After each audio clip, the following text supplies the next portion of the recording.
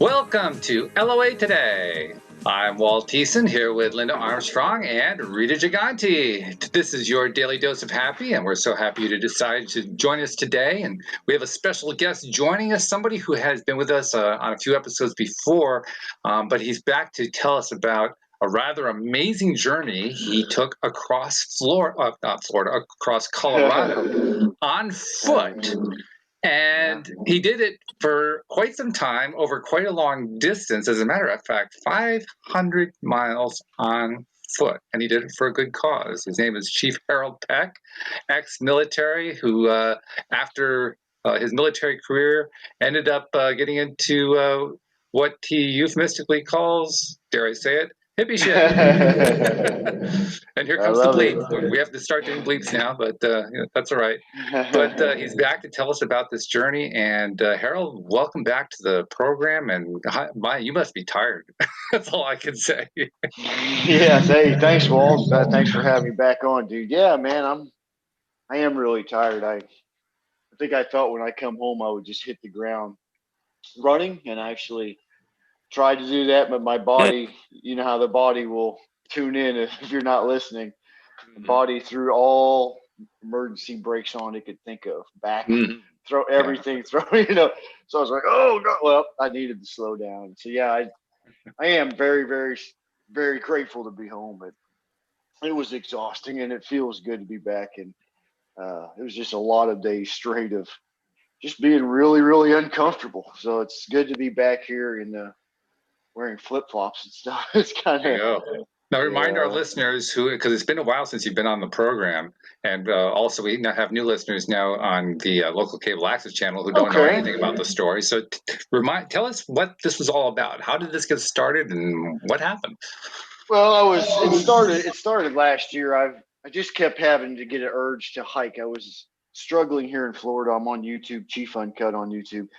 Helping veterans, helping folks, blah blah blah, do things right. But I just felt like I had a lot still to get rid of. I've been on a journey for the last 3 or 4 years, pretty much just letting things go and getting into this funky hippie shit that you're talking about, and basically getting off all the pills and the psychotherapy and all the thing I used to be on. There's nothing wrong with that. But, I mean, I was on a lot to where it made me want to die all the time. I felt like, dying. So just to think I was like that in 2017 to where I am now, I felt like there was some big things, and one of them I lacked most, I think, looking back, was self confidence. Like, because I have this big vision, but it's kind of, I think I play it small on YouTube a lot, thinking, well, I can't do this big vision.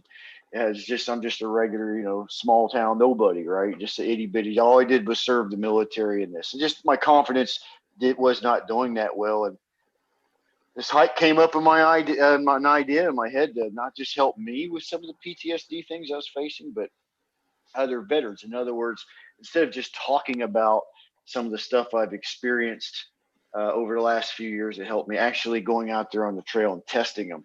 And a lot of them stuff I've learned from guys like you and Linda here on the show. And so it was a lot of new energy work stuff that I had never heard of that helped me get out of that shithole I was in 2017 to feeling pretty fucking good on a daily basis here in 2020. But this hike was something that was just nagging at me. I put it together, did not want to do it, to be honest with you. I'm very comfortable here in Florida. I get everything delivered. I don't lift a finger.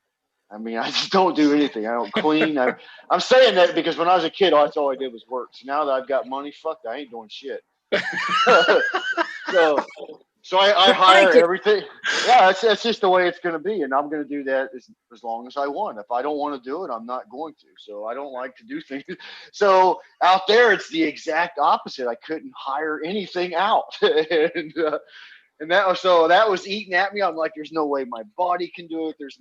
All I was there's no way this is possible. So, it's like God came up with all the ideas. I didn't come up with Freedom 500. I don't even know where the fuck that came from. It just popped in my head, right? And the theme, I'm like, okay, I need a theme if I'm going to do this bullshit, right? Well, the theme came to me too, let it go. So I was like, all right, I guess I could let some shit go. But I thought in my head that this was going to be a more for them type of thing. But it ended up being an incredible inward journey that that uh, that it wasn't about the miles that I was putting in. It turned, and I'll tell you here in a bit after you talk to everybody else, but it turned into really, if you don't go inward, you'll never make it outward. In other words, and that's really what I had to do. And I focused on self love almost the entire journey, and it really had made some transformational shifts in my life. To say that's a is a fucking incredible understatement. And when I got back here, it's like holy shit, all these things just happened to me now. I'm putting them together. It's like settling in, like what I really just experienced was it's incredible. When you take that much time, I was there 101 days in Colorado. When you take Wow. that much time and every single day you put in this spiritual work, like after all this stuff, it really works like incredibly well. So That's in-depth boot camp for the enlightened. That's what you were doing there. yeah, it's so much. It's like poof. It's like holy cow. It's like when I just look back at before I left, I'm so glad it happened because the freedom was from myself, from all my limitations and doubts and everything. It was just the freedom, my own. I did not know that's what it meant when I started. I thought I thought it was a good catchy name to help veterans and stuff. And I put together some good stuff out there and showed a lot of what Linda. So it still has not come out yet, but now I got to get to editing it all. Just like I'm sure you know what I'm talking about. Yep. But who gives a fuck about all those things? The experience itself, I'd do it all again. So yeah. So, Linda, none of this I think is going to surprise you what you're hearing from Harold, but what's your reaction? Well, I mean, I was in touch with Harold throughout the whole thing a little bit. And no, nothing surprises me because I knew it was going to be major life altering. Yeah. When he first had the thought come into his head and he was thinking about it, yeah, that's right. You were Linda I just was, do it. Just follow it. If it keeps coming, you got to do it. Yeah, that's right. That's right. She just said, listen to it and ask questions without always seeking the answer. And that was a really good tip to hear. But I don't know all the details. I only know little bits along the way. But I watched all his videos the whole time, talking about what was going on. So I'm curious to hear more. That's it. Yes. Hey, me too. And Rita, I got to ask you: Have you ever considered doing a 500-mile walk to kind of center yourself, like Harold was doing? No, I would have to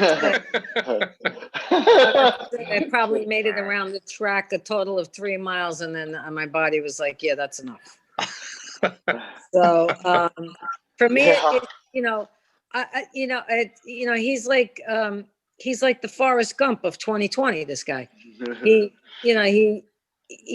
I think it's like amazing that I would never attempt something like that. It's just that the thought of 500 miles is, like beyond comprehension.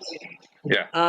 So it's, but something like that, I would imagine creates a tremendous amount of connection to the spirit world, to your higher self, to places that you didn't even know you can go to, within.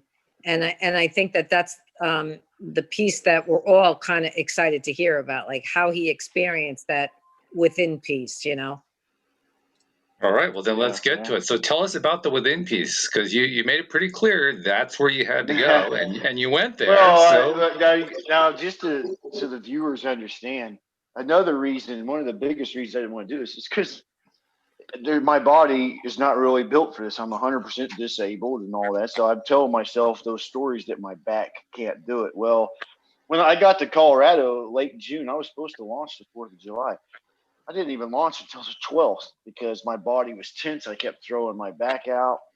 And the day that the guy dropped me off at the trailhead on the 12th, I honestly, 100%, if I was a gambling man, would have bet everything I own against me. Because I was like, you know what, dude, you're probably just going to make it 2 or 3 days tops. Because at this point, I had not even went past 5 miles with this much weight. I couldn't get the bag below, I think it was 50 pounds. The doc told me when I medically retired in 2016, he's like, dude, you'd be lucky if you ever lift more than 10 pounds. He's like, he just gave me a grim outcome. You're going to be curled up in a chair in about 10 years because of my spine issues.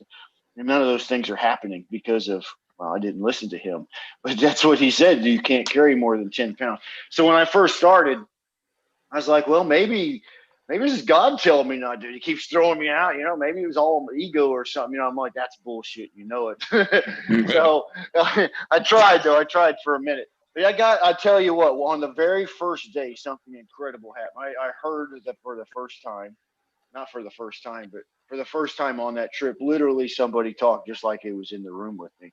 And because I knew I wasn't, when Will dropped me off, I was like, I'm going to make it a few days. I said, I'll keep in touch with you. Be ready to pick me back up.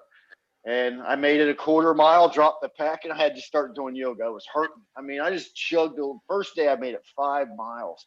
And that to me was like, when I got to camp, I was like celebrating. I'm like, dude, you ain't never going to get to the end doing just 5 miles a day. And I know that you have to do more than that. And I'm like, well, but this thing I heard was, just in a nutshell, all you have to do is get up and walk every day. That's it. And first when I thought about that, I'm like, well, what's the point of all this? That's all you got to do. Just get the fuck up and walk every day, and everything else will fall into place. And along the way, I started hearing things like, especially on day 2 and 3, I'm like, because that's what Rita was just talking about. One of the things that make it seem impossible, especially when you talk to people about it, or if you listen to anybody's adventure, if they did 100 miles or whatever on a marathon, it seems impossible because you're looking at the whole thing. But when you're on the track and you're like, fuck, I got to do about 10 miles today. There's no way you'll make it if within the first 2 or 3 miles you're already thinking about that 10th mile, because it'll ruin everything. That's exactly what started happening. I'm like, how can I get there quicker? This pack's killing me, and it just makes everything miserable. I'm like, fuck, I'm never. So I heard this clear as day too. Look around, just be present, watch. And these chipmunks and squirrels started, every time I'd zoom out with my head, they would zoom me back in. They'd run across the trip and start playing on the trail. So they'd bring back my presence. So within about a week or two, that was my magic trick. That's how I made it the whole fucking way. I stayed present. If I started toning out to where even the nature wouldn't work, I'd listen to affirmations, hypnosis, Linda, Dr. Dyer, anybody putting good shit out their mouth. It didn't matter who it was. Just something I would download and listen. So if the nature wouldn't do it, I would do anything to stay positive. And the whole trip went like it. I never had, and believe it or not, one of those crazy moments where I laid there and was like, oh God, I fucking quit. It never happened because of that, because I started staying present, and it didn't turn into all of a sudden I was like, fuck, I'm at camp already. It turned fun. Like the adventure turned. And then there was moments all of a sudden where sometimes I'd go a mile or two. I'm like, holy fuck, I'm not in hardly any pain, like from a giant backpack on, because my presence was becoming so deep. And that stuff that I was listening to, almost all of it focused on, had one theme and one theme only, and that was self-love. So if I was listening to something, it was self-compassion, like a self-love meditation out loud. If I stopped and took a 10-minute break, which was a lot, on my back with my face in the sun, those were magical moments. Eat a bag of tuna or something and just lay back. If I had music or something I would listen to, I would just sit there and internalize stuff that I've never told myself in my whole life. Like, you know what, dude, you're doing great. You know what, dude, you're kicking ass. And started talking about all the things that I was doing right.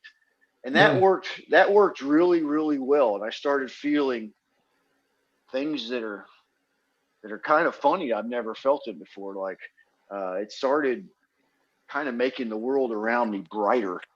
But the moment that really changed everything, I did this 8-day digital detox thing where I went out there and I noticed the need to always have noise. Like I could not sleep in the pure silence. That very first night I told you about, I didn't sleep at all, and I was exhausted because I've never heard a silence that deep. I mean, I was like, what the fuck? There's no crickets, no birds. It's not like the East Coast. It's completely different. Like if you listen to Florida or even up where you're at outside, until the winter, it gets a little bit quieter up north. But think about in the summer, your evenings outside, it's like you constantly hear katydids or something. But there's nothing. There's absolutely nothing. And I'm sleeping next to a creek named Bear Creek, and I'm like, they always say these kind of bears won't kill you, but you still don't want to mess with. So I'm not like scared of them, but then again, I don't want to play with them either. I'm all by myself. It's very quiet, and so then I immediately started getting people on the trail with me and stuff, and that kept me busy for a while. But and I was really still, even while they were with me, focusing on inner love. But when they all got off, I noticed, oh shit, I can't spend too much time being quiet. Because I started getting jittery. So I did this 8-day thing where I left my cell phones and all that shit back and just took a basic camera. And I had some really couple close calls I'll tell you about later with that, like with snowstorm, my life, all kinds of shit. But all that happened to make me. I got up one night. It was very late. I was laying in the tent. I had nothing to make noise. I had no cell phone. I had nothing, so I couldn't play that frequency music I was telling you about, Walt, a while ago. I couldn't listen to anybody. I couldn't fall asleep listening to Linda's meditation. I had nothing. It was just me. So I started talking to myself. That's how I was like, it's 2. It was one of the nights, and it always appeared that the night that I was kind of mind like scattered, that would be the night I'd end up by myself, and I would not be able to get next to a creek, because if you're next to a creek, it's nice and loud, right? So sometimes I'd be in a field with nothing, it's just me, and there's no noise, and I had no. So I stood there, and I laid there, and I kept turning and turning. I'm like, it's too quiet. It was killing me, and without me even really knowing, I still don't remember how. I just remember getting fucking mad like this and kind of flailing in my bag. And it was fucking cold, and I was just, just mad, right? All of a sudden, I was standing outside my tent in my underwear outside the door and just yelling, like, fucking take me. I was in my underwear standing on a yoga mat barefoot, and it was cold out there. But I remember looking up, and I was all alone, and all I saw was gazillions of stars, so much it was almost white, right? And I'm yelling at these, the moose and shit around us. This crazy white guy out there yelling in his underwear, right? So I'm out there, fuck it, I surrender, I quit. I quit. What the fuck, I just quit. And all I heard, I shit you not, was one thing. I'm like, what the fuck do you want me to do? What do you want me to do? Why am I even here? Those questions that we all have, right? I'm just screaming them. And the Milky Way, which seemed like it was so fucking massive that night, when I heard B, that's all I heard was B. Matter of fact, it didn't even make sense when I first heard it. I'm like, B? What's the rest of B?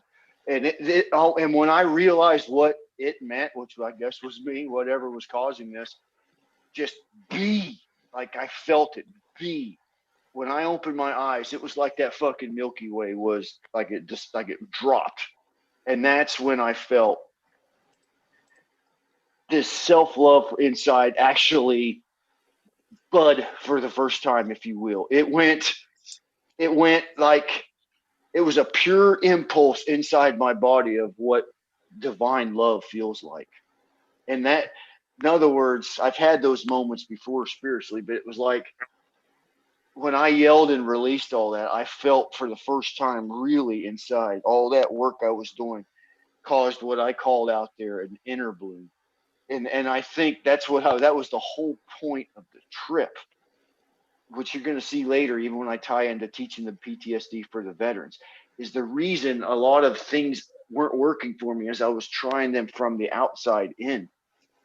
Right. And I believe with the veterans, and I had to witness it personally, because I keep saying with the veterans, I'm doing this hike for the veterans PTSD suicide awareness. And I forgot to mention that at the beginning, like Walt told me to. But out there, I kept thinking, and this is weird because I did PTSD training 3 times. And the first 2 times, one time it got ruined by water. The second time, my SD card erased.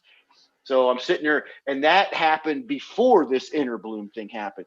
And that's when I really realized, for real, that the reason all the PTSD and suicidal training and all this stuff doesn't work with veterans and a lot of us is because there's 22 veterans a day with military that kill themselves. And that's been like that as long as I could fucking remember. I'm like, well, they're giving us tons of training. They're giving us, and it's good training. I've been in it. And the lady that hiked on the trail with me, her husband killed himself. He was in the Army 30 fucking years. So the training's good. It's taught by qualified people. But I figured it out that day, a few days later. That's what was missing from it was the inner work. It was like we were doing, you're going to see I created this thing called a PTSD sandwich. So it's where we have traditional therapies, one piece of bread, alternative therapy like yoga and acupuncture, mindfulness. That's another piece of bread. Well, that's all the military was given. So that's a pretty fucked up sandwich. It's not very good.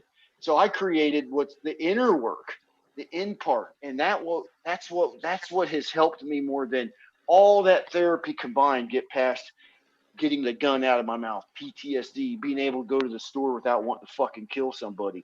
These are things that real veterans are suffering with. That's why they kill themselves. Well, they know all the tricks and the tricks because they've been taught it forever. But deep down inside, guys, the main reason they do this is the same reason I almost did it. We think something's fucking wrong with us.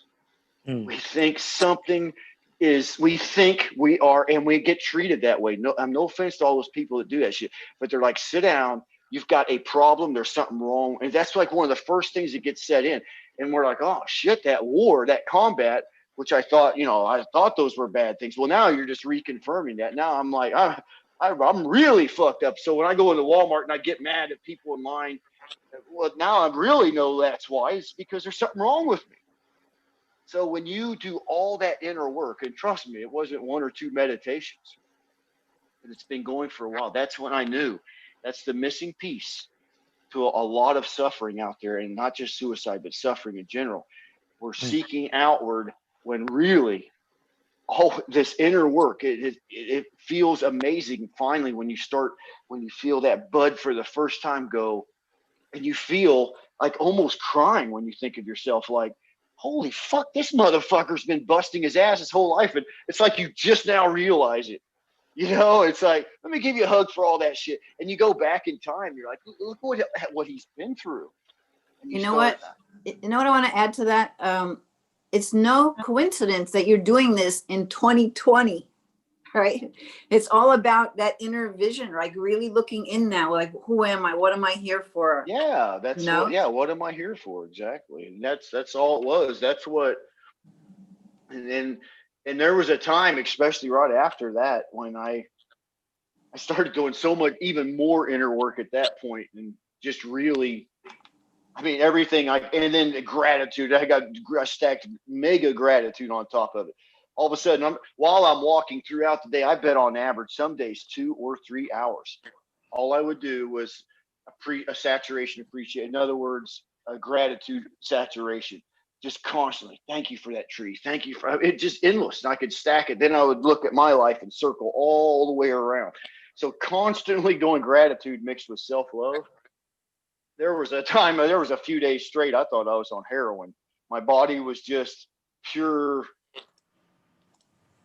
like bliss nonstop. I was laughing and giggling at everything. And I was like, holy fuck, what's going on? And I just saw the aliveness in everything, like everything that doesn't matter. Like trees were shining, and then when I got to see the people, that's when I really knew it was working, because before, when I was coming down off the mountain, it was almost always the same thing. It was a bad thing coming down because I'd see all the chaos, right? People wearing masks and freaking out, and just it looked like zzz to me coming back down off the hill. But when I started coming down off the hill towards the end of the trip, like about 80 days into it or whatever, I saw them and I looked at them more with a love versus a, what are they doing? In other words, I'm just like, I saw them as, well, that was where I was at another, like that was just me at another point in time. They're there for their experience at that moment in time, doing what they're doing. If they're walking into Sam's Club with 15 mask on, gloves, and a paper suit, and that's what, so what? Before I'd be a little judgmental, and I'm trying to catch every judgment now because the judgment was the source of all my. It was just labeling and judgment of everybody, myself, every situation, and on that trail. Another thing that really taught me, forced me to be present in not just the miles, but I started seeing a trend. If I saw a 6-mile section where it was just nothing but jutted rock and hurt like hell. At first, I'm like, this fucking shit sucks. I need to get off this trip. It was horrible. The world's ending. But then as I went along the miles month after month, I started noticing, okay, well, this is a shitty section and it's going to end. It always ends. So you start seeing a pattern, and it just all overlaid the life so clearly to me. I'm like, every time I get a problem or situation, I flop and flail, but that's just part of the trail. Sometimes it's rocky, sometimes it's smooth. And so it taught me a lot of lessons. I say all that to say that. That's really gazillions of lessons that I can just keep sharing for a long time with a lot of people. So there are people who go to weekend workshops, week-long workshops, trying to accomplish what you accomplished in that trip. Oh, yeah, it was worth it. It was definitely worth it. And now I know what to do. So it's like, I know it. That's it. It's like I feel literally free. Like I almost don't know how to describe how free I feel. There's absolutely nothing to worry about at all about anything, ever. And that's going to sound oversimplified when I put it out like that, but really, that's the truth. Well, what would yourself, before you started the walk, what would yourself have said about that statement? You're full of shit as a Christmas turkey. That's what I would have said. That's what I would have said. There's nothing wrong. Let me tell you X, Y, and Z. Because I always looked at myself as something that needs to be. So and that happened on the trip. After this hike, you need to do this. And that's when I started saying, I'm like, you know what, man, you ain't never going to be happy. That ego, I'm not doing enough. I'm not doing enough. And I realized, it's so obvious. It's not about achievement in this life. That's not it's not why we're here. When you realize that, that's the truth. When we realize that we're not here to get somewhere, you're there already. And it's like, that's what that trip forced me. It's like, day after day, I mean, really, honestly, it's a bunch of motherfucking pine trees.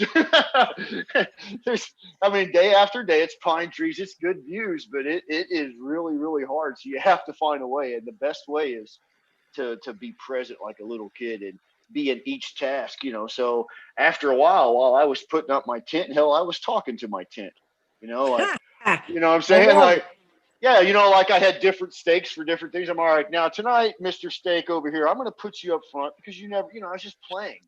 I was playing, and motherfuckers think I lost my rocker. But I'm saying I started playing with things, playing with nature. If I saw a squirrel, I would sometimes pretend like it was one I saw before, and I'm like, motherfucker, are you trying to tell? Just engaging my imagination, and it was fun. It turned into something I thought would be a nightmare, and it was very hard. I trust me, I wouldn't go back right now for nothing. Not this minute.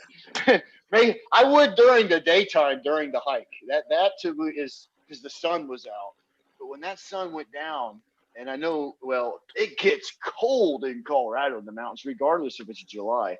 And that's the part that I never had fun with. It was never fun to me, but it's a good time. One of our live streamers, Jeffrey, asked a question. He said, did you ever stay in one place just because it was beautiful and energizing? Yeah, actually I did. I stayed, well, never a full day, but I stayed sometimes half a day. And that's another thing the trail really taught me. Linda knows that I was very rigidity type A, like schedule. And out there, I had to get off that schedule thing and listen to my body. That's it. The body was the boss. And so the body and the weather and everything. So I'd fight that at first. Like, no, I'm going to go this many miles. I'm going to wake up at this time. And I eventually learned, get into the rhythm of nature. So sometimes I would stay there, Jeffrey. I'd stay not just because it was beautiful, but because something inside said it was so beautiful. You need to sit still a little bit longer. So that would drive me nuts. I'm like, oh, I got to get going. It was like, no, just stay until noon and before you start hiking. Have a cup of coffee. Once in a while, I'd bring little Starbucks packets, and so I could make the moment as good as you can on the trail. You know what I'm saying? I'm like, you know what? If you're gonna take a shit this morning on a log, why don't you have a nice cup of coffee with it, right? Instead of just so you're still shitting in the wild, but you know what? Take your time. So sometimes I would stay there longer. I'm like, you know what? I'm gonna turn this into a spa moment. I'm gonna take a nice shit by that log over there with some coffee. I'm gonna do some yoga, and and it was already beautiful next to a creek or something. The sun was out. I'm like, damn, dude, why zip through this? What are you getting to? Where are you going? And you already know that the most magical things are already right in front of your face. Right. I remember you talking about how you had a couple of people with you. I think this is before your eight days of cutting yourself off from everything when the inner bloom happened.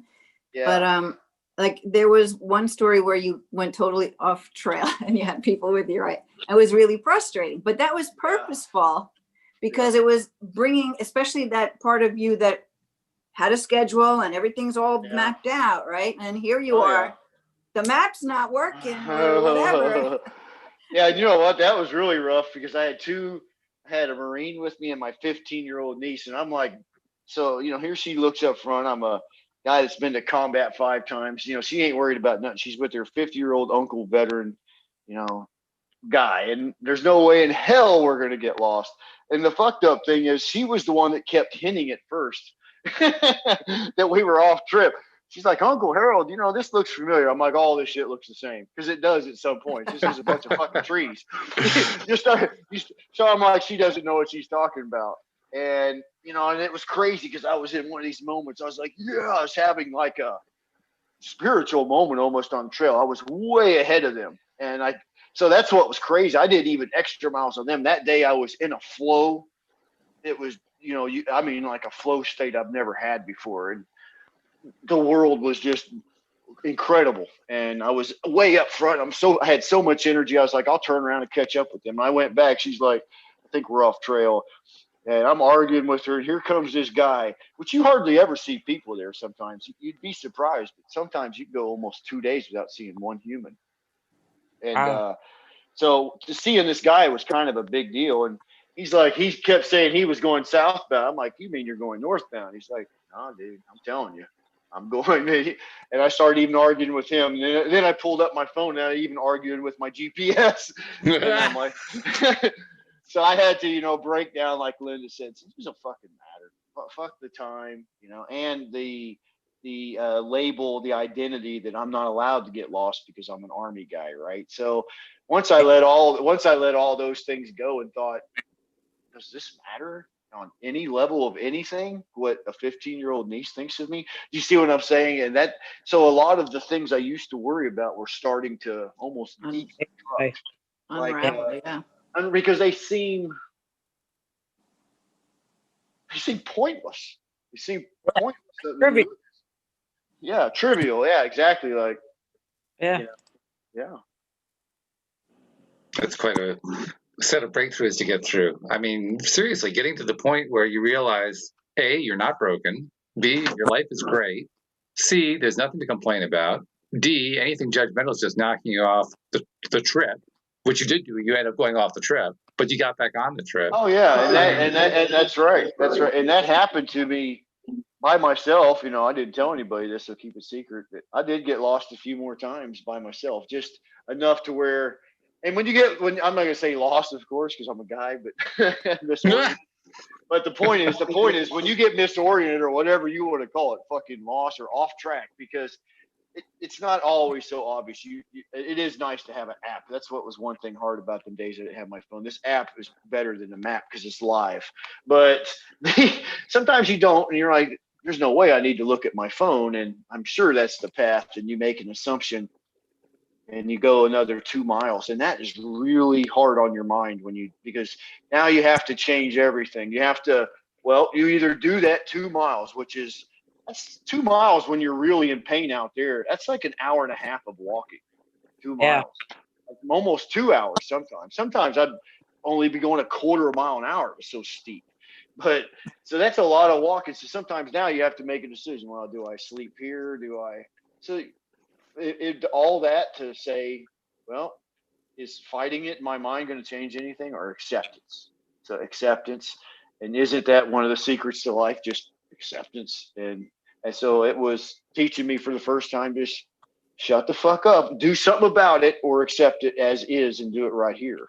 And it became fun that way. And I think Linda gave me one of the biggest tips before I started that really stayed at the forefront of my mind, was to turn it into not a journey per se, because that means I'm focusing on the end, but more of an adventure. So it turned into more of a adventure. Like there's so many, adventures. I had real close calls out there. There's a couple times if I didn't listen to my guts, I don't really think, I know for a fact a couple times I wouldn't be here because of weather and stuff, that I just, by the grace of God and just being the lucky fucker that I am, just, yeah, well, I always have been. I look back, I look at some of those things, I'm like, what? How did I survive that? It's because luck of the draw. Just, No. It's because you have that guidance, and now you're connected to well, it even more. yeah, Yeah. exactly. Right. Yeah. Well, we used to feel it was all random, Yeah. and Yeah. but Like the time. actually. Well, like the time when you could have been blown up, but somehow you were on the other side of the wall.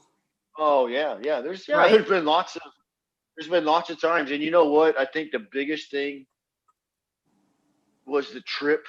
I finally realized I was crying. I cried so much on the trip, it's not even funny. But I've cried since I've been home.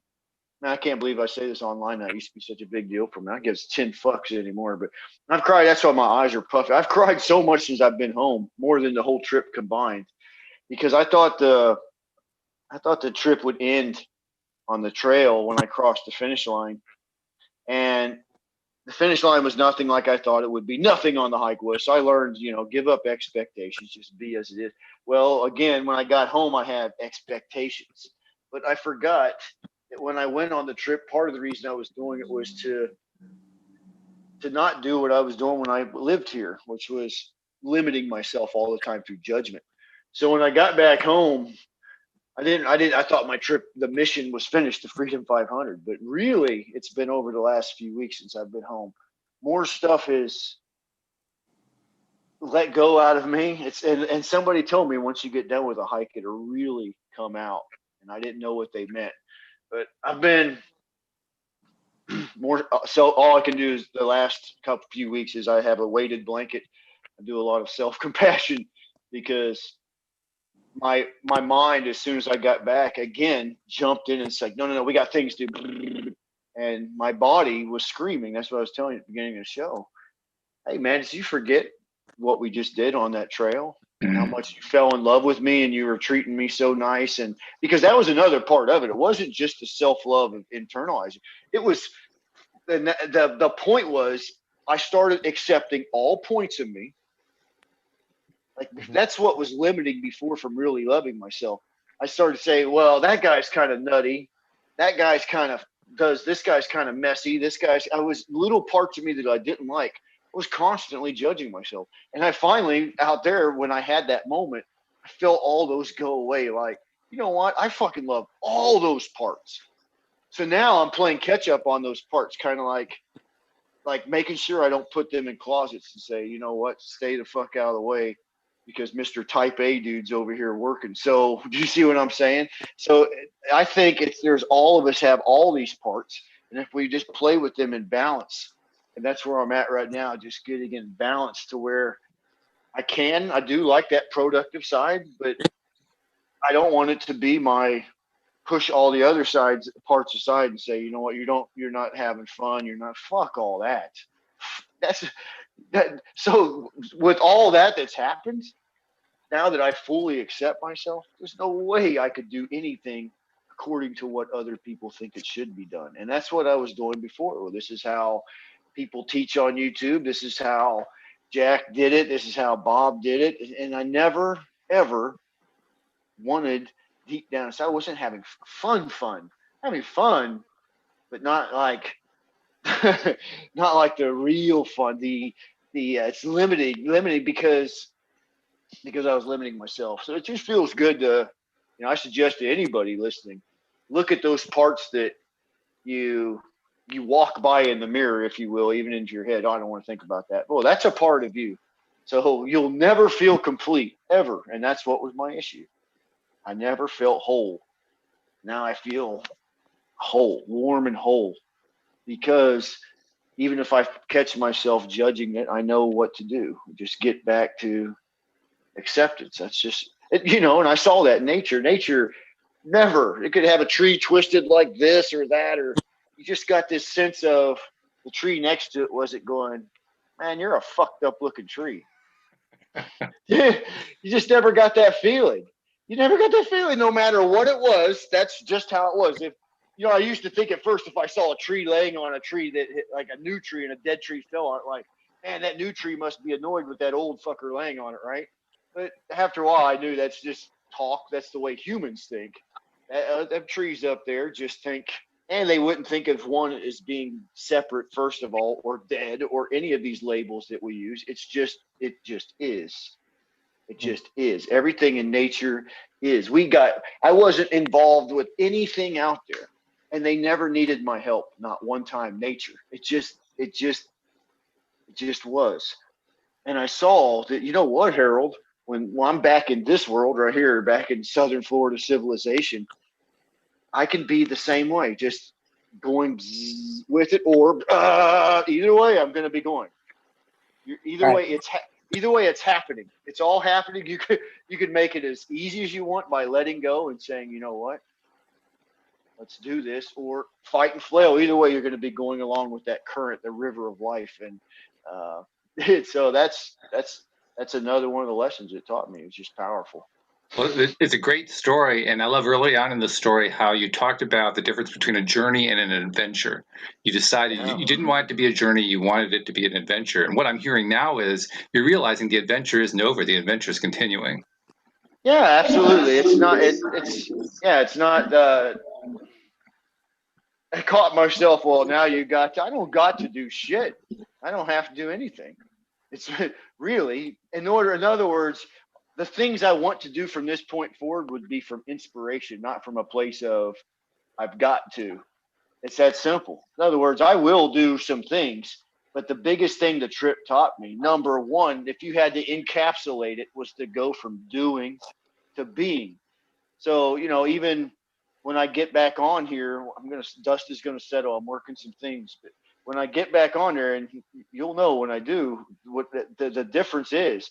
My number one mission statement to anybody I talk to, the world, was we got to get, if you want to have peace and go and have that inner bloom that I think can actually change this world if we all had this inner bloom. The way to get to it is simple. It's through lack of judgment, right? So one of my number one messages is going to be right off the bat. There ain't a motherfucking thing wrong with you. Nothing. Well, no. Listen to me. Nothing. So it's that simple. And when you get past, okay, I'm in some situations, and if I get still, I'll get some clarity and I can get through them. That's how I got through the trip. I mean, at first I was doing the same thing, and then it came with time. Let go, be still. It's still happening every day anyway. And it taught me that. Sometimes I'd squat on my knee and I'm like, man, I can't do no more. And it was like, well, you know what? Nobody out here cares. You better keep moving, because a moose ain't gonna, if you squat. And the people that were with me, I didn't talk much about them, but every one of them at first I had like plans. I was going to do some things, this, that, and the other, but I'm like, you know what? I'm going to let them tell me what they need or if they want anything. And a lot of them, it came down to, how could I help them find their inner strength? If they could get anything from this trip, because I'm not trying to be preachy to them or nothing, the people that were with me, the veterans, the friends with PTSD, because they all had their own case. Even my niece, her father died. That's why she was out there with me. But I thought, what's one thing that this thing can teach them that they really can't learn at home? And that's inner strength. You find this reserve of inner strength that boosts your confidence, that is hard to do when you're in a comfortable environment. If all you do is come home and sit on the couch and go to work, come back and forth. If you're hard on yourself, one reason might be because you don't know what you could really do. you think, well, I can't do no trip like that. I can't do this. And every single one of those people, every person that hiked with me, every one of them had tears at one point. And every one of them, I had nothing to do with it. I just told them we have to get over this today. And if we don't, our fucking ass is going to be in danger. Because if you get up above 12,000 feet and there's no trees, there's fucking lightning. That's like the place you don't want to quit. So I had to have a lot of hard talks with them. Sometimes on my knee, I'm like, listen, they're like, I can't go anymore, Chief. I can't. I'm like, you can. And guess what? I hate to sound like a cold son of a bitch, but you ain't got no fucking choice because I can't carry you. There's no cell phone reception here. Your ass is going to get over that hill. You find a way, tighten your core. And I tell them some things, stretch out. I tell them some affirmations to say while they're walking. I gave them some chocolate. I gave them some Jolly Ranchers. But when it came down to it, I didn't do it. Sometimes I'd leave them a mile back. I just stop and let them catch up, But every single one of them, when they got over that peak, which to be honest with you, there was quite a few times I'm like, there's no way that motherfucker's going to make it. I barely made it. So I barely made it, and I'd been on there for a while, and I'm thinking, this person's going to be hurting. And when they made it over, I was like, wow. And they all did the same thing. They broke down. What were they crying about? What were they elated about? That for the first time they saw that they had something in them, an inner reserve of strength that they didn't know existed.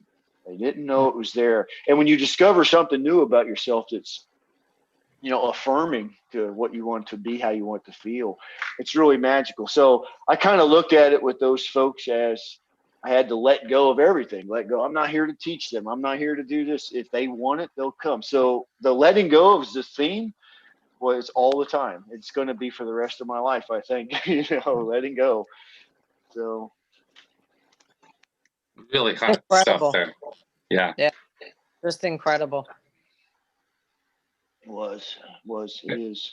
And we can just kind of tell just because of the way you've come to the end of your telling of the story, just what kind of impact it has on you. It's almost like you almost like you talked yourself out and you finally got there. It's like, oh, what a place to be. So what the reason it motivates me, to be honest with you, 100%. When I do this thing that I want to do, you'll understand. But I believe that if I can do this in 3 years, and I'm not saying I'm like some enlightened being or something, but I am saying this. It's like finding one of those secrets that are so big. It's not really a secret. I mean, it was news flash to me. That was so big and so easy. It's like knowing 1 + 1 = 2. It's like, well, no matter what happens the rest of my life, I'm free because I know this X, Y, and Z. I feel this. It's like, so if things get hard, which they will, just like they did on the trail, you see, that's what I already know it's coming. And when it does, it's the same thing on the trail. I didn't try to, on those rocky, jutty parts, I didn't try to go, oh, this is fun. I'm being present. No, fuck that.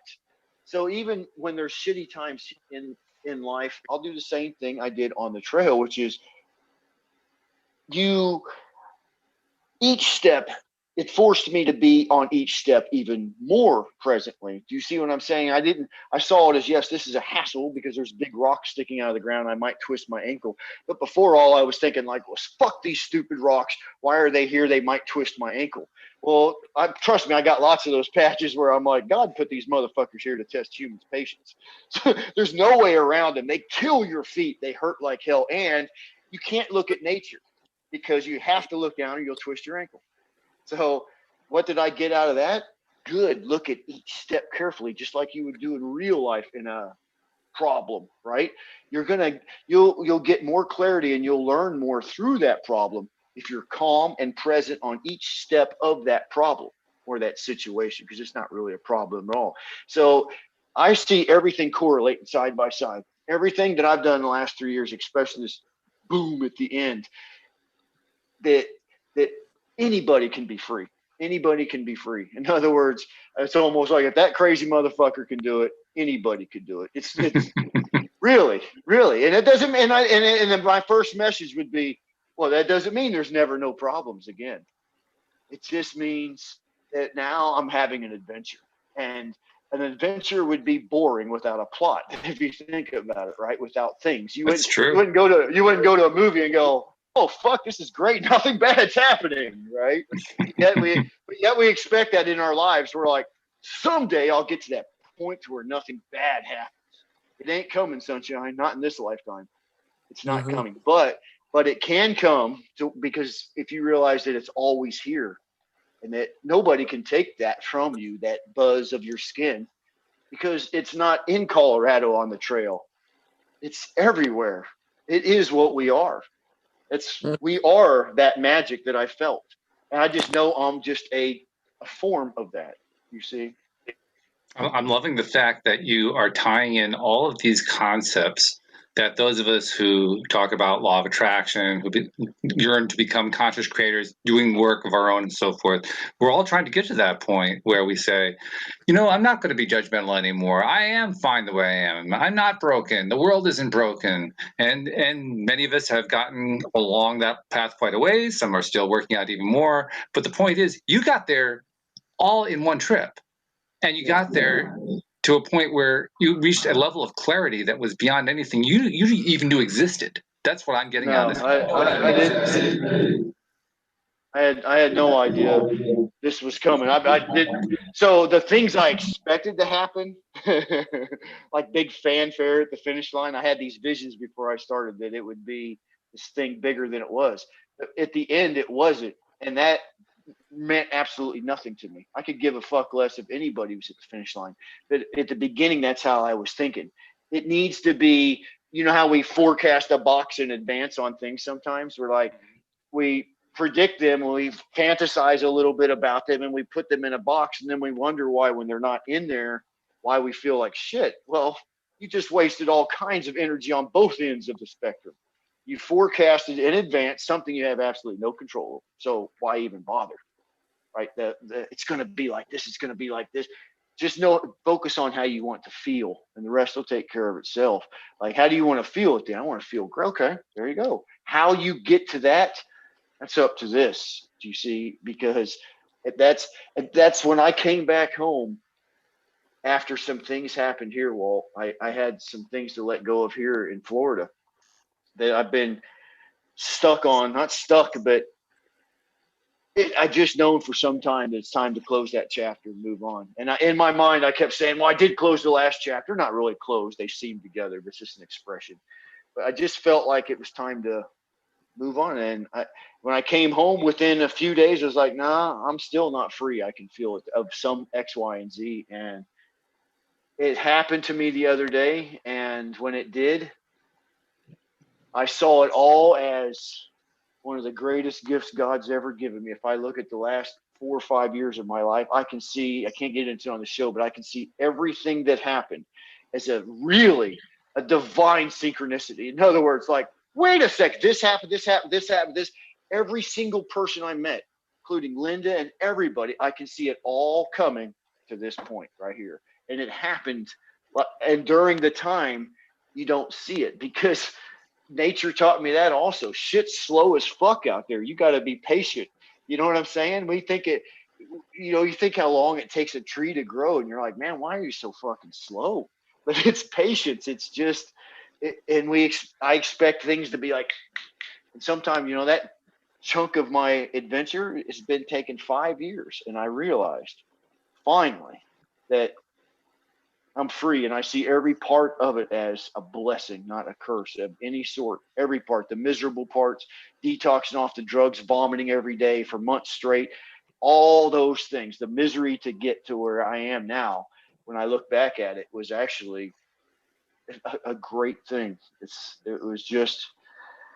where I was. So in other words, I say all that to say if we can accept it and stop giving it all these names, it's one of the modules I would teach would be shit candy adjectives. It's the adjectives that are causing half our problems. That's a good thing. That's a bad thing. That's a good person. This is a bad. And nature don't do that. So I didn't never look at one chipmunk and say, you know what, that one's kind of fuck that. It was just a awesome being.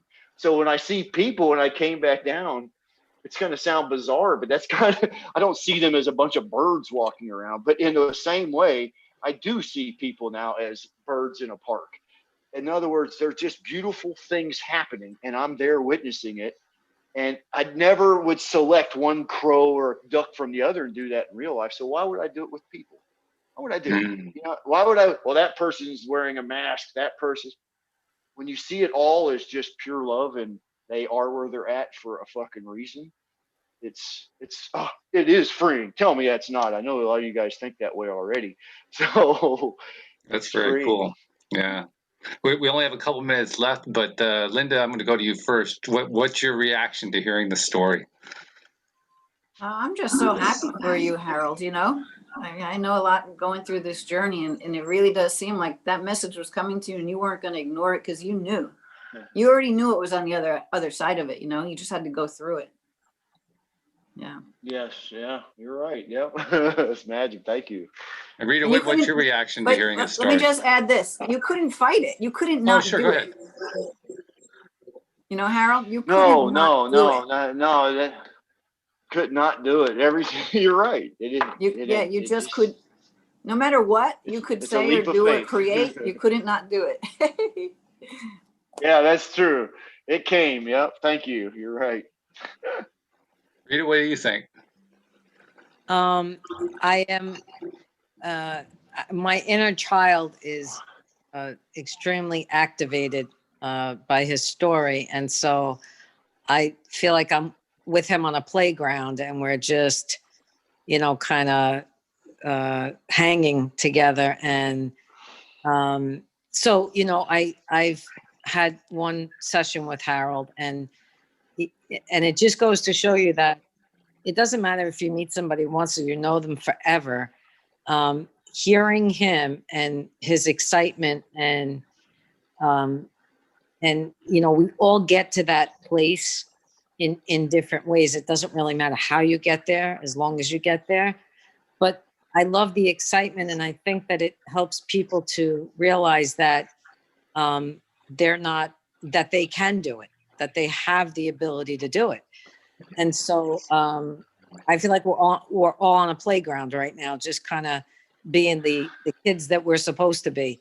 You know, the ones that know not to judge, the ones that don't see the color, the ones that don't care about their sexuality and this and how, if a boy feels like wearing pink and if a girl feels like dressing, you know, in jeans and a sweatshirt with, you know, Adidas sneakers, because that's a very tomboy they say. So I love, and I'm a firm believer. I love the whole adjective thing really needs to get thrown out the fucking window, because I've experienced that my whole life with my own family, with people that surrounded me. And I was just, you know, I was thinking to myself, it could be so simple, and yet people make it so friggin' hard. You know, there's such simplicity to this, and that's the beauty of it. And his story is, with all the great excitement and all of that, the simplicity is just as important to what he's saying, like the chipmunks and each tree and a leaf, and it didn't matter what it was, you know, it didn't matter what it was. So hats off to you, my friend. And I don't take my hat off very often. The guys knows, they'll tell you that, but it's an honor to know you as a spirit. Thank you. That means a lot, Rita. Yes. And thank you very much for sharing your story on our program today. We really appreciate you stopping by to do it. By the way, for having me. Live streamer Pamela said you all have helped me to breathe. So you just helped someone to breathe. Oh, that's awesome. Beautiful.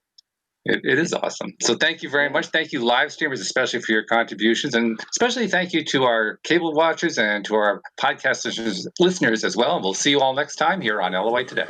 Goodbye, everybody.